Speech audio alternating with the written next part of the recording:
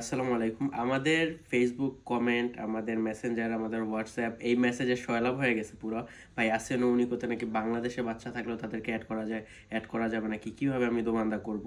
And আমাদের অফিসেও অনেকে এই কোয়েশ্চেনটা নিয়ে আসতেছে। তো আমি জানি না লাইক ফেসবুকে যারা এই যে ফটো কার্ডগুলো করে দিতেছে তারা কেন করতেছে? তারা এই খবরগুলো কোথায় পাইতেছে? এটা তো লাইক এখনো ফিক্সড এরকম কিছু হয় নাই। আমরা আসেন উনিকো দোমানদা যেখান থেকে করি, ইমস থেকে। আমরা যদি সরাসরি ইমসেই গিয়ে দেখি যে কাদের জন্য এই আসেন উনিকোটা লাইক কারা করতে পারবে।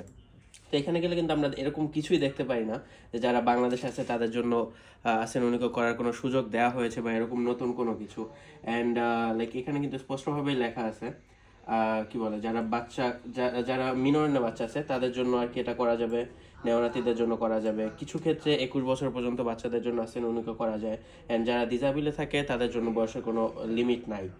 অ্যান্ড কিভাবে এটা কাজ করে সেটা যদি এখানে দেখি, লাইক ইজে যখন করা হয় ইজের মধ্যে আপনার নতুন যে বাচ্চা আপনি যার জন্য আসেন উন্নয়ন করবেন সে অবশ্যই অ্যাড থাকতে হবে, তার কদিশি ফিসকালে তার নমিকনিম এগুলো সব কিছু অ্যাড থাকতে হবে।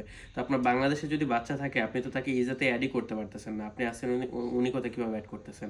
তো আশা করি এই রুমারটা থেকে লাইক বেঁচে থাকবেন।